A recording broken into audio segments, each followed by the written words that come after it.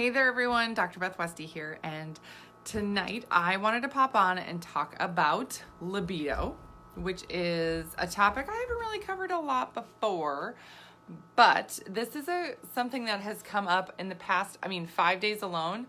I've had almost at least 20 conversations with women on this specific topic, how important it is, how it fits into your other hormones, how that affects the other results that you're getting or not getting. And this is a topic that is sort of, I want to say, brushed over very generally for women. It's sort of put on the back burner. If you're going in and talking about, I have all these issues, right? So women who have hormone issues, women who are struggling with their health and hormones, and they're like, oh, I have all of these things, right? I can't lose weight. I keep gaining weight. I don't have energy. I don't feel good. I feel like I'm trapped in my body. I don't have a libido, right? I don't feel good. I'm fatigued, right? Like that just is one of them.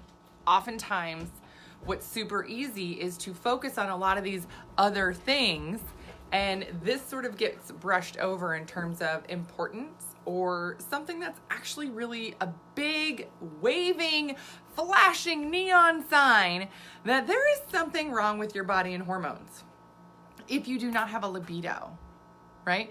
If there's not a natural, shift of hormone throughout the month, this is something to really kind of pay attention to and say, hey, maybe this isn't right for me. Maybe there should be a issue here. Yes. So the one thing I want to talk about is that there are different reasons that your libido can be decreased, right? There's, physical things, there's trauma, right? There's a lot of that stuff. And that's not necessarily what I'm going to be covering right now. I'm going to be talking about the specific hormone issues. Bubby, can you call the dog, please? He's going to knock all my stuff over right now because he has this new pink ball. Yes. Thank you, kiddo. Anita, yes, fabulous topic. Yes. So I want to be really clear. Like, I am talking about libido and how it relates to hormones. And if you have a shift and change in hormones. So for a lot of women, this happens either like after having kids, pregnancy, after having kids, your hormones shift and change and your body changes. So then your libido changes. And if you're not doing things to sort of work with that and work with your hormones to get that back, it doesn't just come back.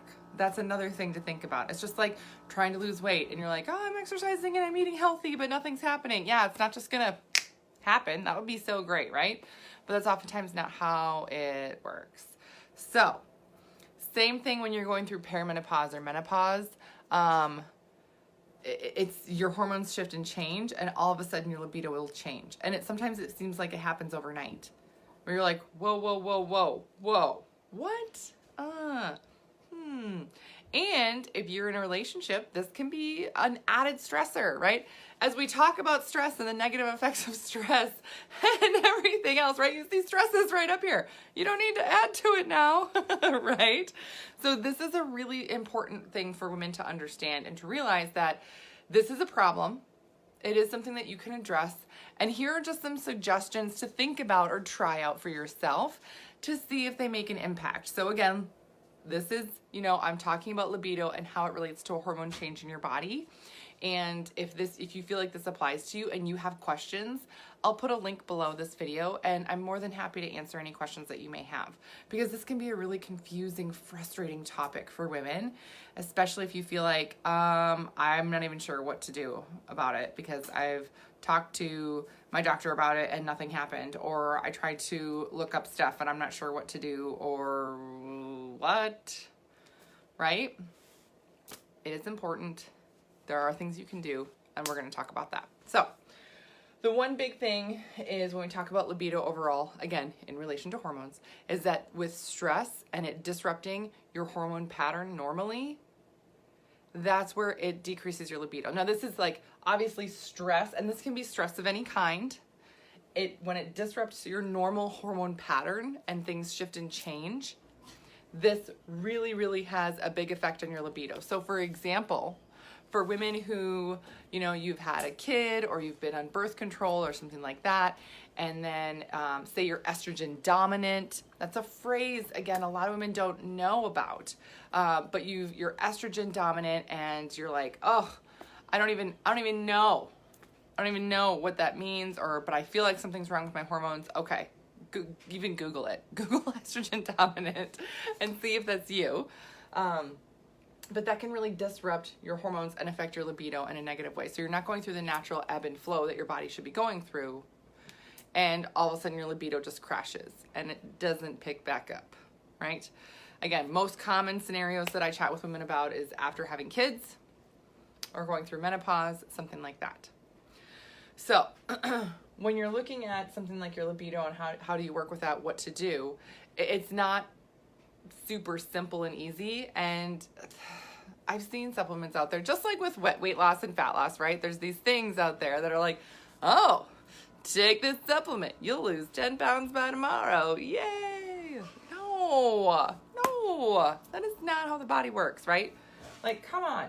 So with libido, it's the same thing. Like, one thing isn't usually going to be the thing that just fixes it overnight. It's something you got to, when your body is healthier and functioning like it should, this is something that will improve and get better. So one of the first things that, again, this goes along with any type of stressor in your body. When your body's under stress, when you are under stress, and you're having a hormone disruption from that stress that's negatively affecting your libido, protein is a great way to make sure you're getting enough nutrient and fueling your body to help reverse that. So protein pacing, getting enough nutrient in your body, that's just flat out, let's fuel your body and move things forward there. And this is a big thing. This is the number one thing that when women join my 12-week program, the 12-week program I have that takes women through nutrition, eating for their hormones and cycle and everything else, protein and getting enough protein for your body and what you need is the first key foundational piece we go through. So like I said, I'm going to put a link below. If you have questions on this, if you have questions on what the right amount for you is or how to go through and do that, we can absolutely chat about that. But that for my 12-week program, that's going to be, I have one starting in a couple of weeks. So I've still got a few spots left.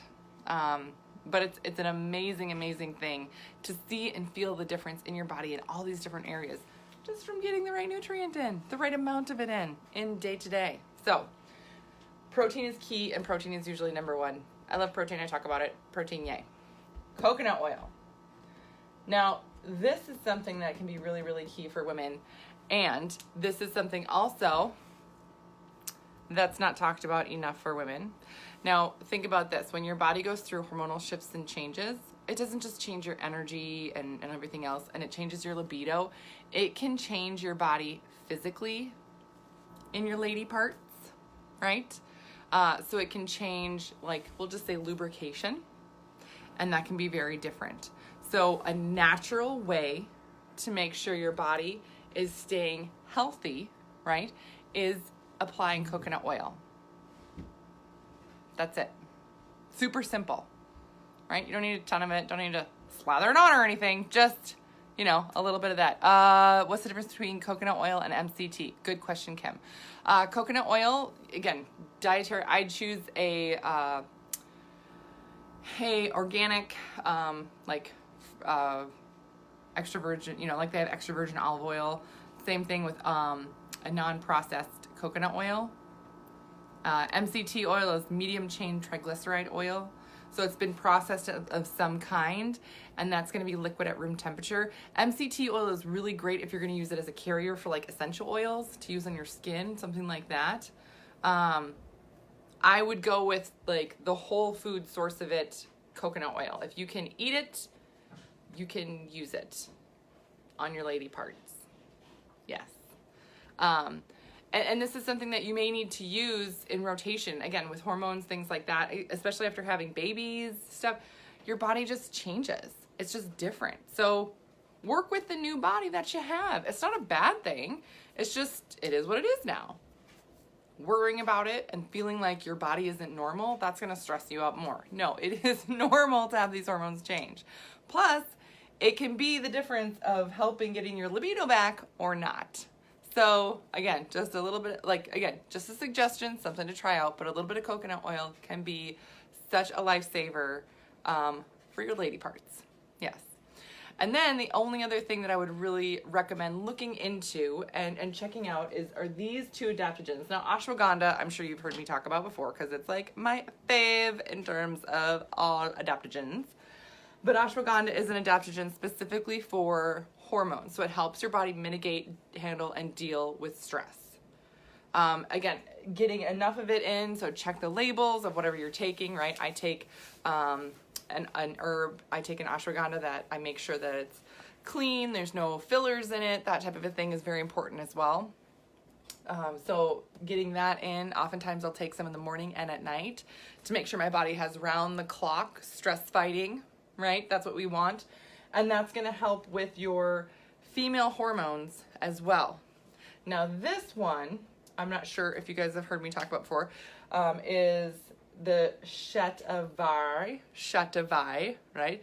I don't even know if I'm saying that totally correct. That's how I say it. But okay. Anyway, this is also an adaptogen specifically to help with libido. Revs things up in your system. You know. Now, again, so taking something like this, if you don't work on protein, if you're not working on your lady parts, if you're not sort of looking at this as a whole and thinking of your body in terms of, let's get your body healthier, stronger, functioning better as a whole, then just working on, you know, like, oh, I'm just going to take that and sort of try and boost my libido. Is that going to help? It might, but it's not going to be a good long-term solution. And, you know, you're still going to have other issues. If you're looking at your libido in terms of, okay, I have a hard time losing weight. I have brain fog. I'm fatigued. I'm not feeling good. I have a hard time working out. And I can't lose weight. And I don't have a libido. All these things sort of grouped together. Then let's work on all of them, right? It's not just, oh, this magic thing.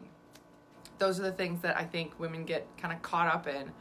And then you get disappointed when it doesn't provide the right result for you. So again, yes, this is a great adaptogen to try out if you're struggling with your libido, but I suggest using this in conjunction with a lot of other stress management and health things, so it really has the best effect on your body. So the other thing about this is that there's different ways to take this. So again, if you're wondering about this, if you're curious about this, really the best thing to do would be to schedule a call, because depending on what you have going on, like sometimes there's a supplement, sometimes I recommend taking this with some clarified butter or something like that just to upload into the system differently. It really does depend on what you have going on as to how you should ingest or take this. So it has the most effect, right? Does that make sense? Also, if you're allergic to coconut oil, don't use that on your lady parts. I was going to say that. That would not be a good day. We'll just say that. That would not be a good day at all. So there's other things you can use, right? Again, if you guys have questions, I know that this can be a sensitive topic. I know that this can be really, really tough. I have had conversations with women where they can talk about not being able to lose weight or all these other things, but then they start talking about their libido and how they feel just dragged down by that and to feel totally defeated because they don't know what to do, and how negatively it affects their relationship. How they're like, I feel bad for my husband now because I don't have a libido anymore. And it's not that I don't want to have a libido. I just don't. It's just gone. It like left the building and I don't know where it went and I don't know how to bring it back. Do I send it a written invitation? Do I call it up? Do I text it? Do I set an appointment with my libido? Say, hey, show up for me, man, No, that would be kind of funny if you did that, but I haven't had that happen yet for somebody. I'm saying it couldn't. But I haven't had it happen yet. Anyway, yes, but these are all things that are really, really important for women. So that's why I cover this topic. I don't cover it because, for me, this is something that is important. It's important for women to understand. It is important that it gets addressed. And in the 12-week program that I have, if this is something that you're struggling with, it's important that we talk about it and that we use the right things and incorporate that in the specific tactics that your body needs to move from the stuck place that you're at forward. So that's my favorite thing about working with women in the 12-week program, that it's things like this, being able to shift and change this. So not only are you going to be able to feel better, move from the stuck place, lose weight, get better energy, all that other stuff, but if this is a key thing for you too that you notice, oh my gosh, I don't have a libido anymore and I really need to change this, we will work on that too. There's for a lot of women when they struggle with infertility, they'll struggle with libido. And that's a big thing. Now, another common misconception, and I'll address this really, really quickly too, is that the libido for women is different than the libido for men. Libido for men can be all day, every day. Doesn't matter. I shouldn't say it doesn't matter, but it's very different for men. For women, there will be certain times, or there should be certain times, certain weeks of your hormones and cycle that you have more of a libido. And if there's other weeks where you're like, yeah, I'm not really feeling it this week, that's okay. That's okay. As long as you know that, hey, this is just the phase and stage that I'm in. I mean, so in my book, The Female Fat Solution, I have sections where I talk about, stress. I have nutrition for your hormones and your cycle and how your body shifts and change and the physiology is different week to week. So that will make sense when you're like, oh, well, of course I'm not feeling it during this week. As long as you know a couple weeks later, your libido is going to be through the roof then. That is a normal ebb and flow of your hormones and having a libido for women, right? It's just not there all the time, and if it's not there all the time, then it's not normal. No, not necessarily, right?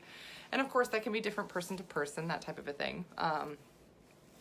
But again, just a topic where if you feel like, oh my gosh, these things have changed in my body, I'm really struggling, I don't know where to turn, I don't know what to do, and my libido is a problem as well, oh well, I guess I'll just, these other things are a problem too, so maybe I'll just, kind of push the issue of the libido back and try and work on these other things first. No, it is part of it. It is really, really important in how your body works and functions. It is biology. It's just what the body does. So, like I said, if you have questions, click the link below. We can chat about it because, like I said, sometimes when people are not as forward in terms of putting some of their questions in the comments below, I totally get that. Totally open to chat about whatever you're struggling with, and then we can go from there. But this is, again, something that when it is corrected for people, it's life changing. It's life changing to feel like you have a normal body again when it's functioning the way that it should. So that's what I got for you guys tonight. Let me know if there's anything else that you guys have questions on. Otherwise, I will see you later.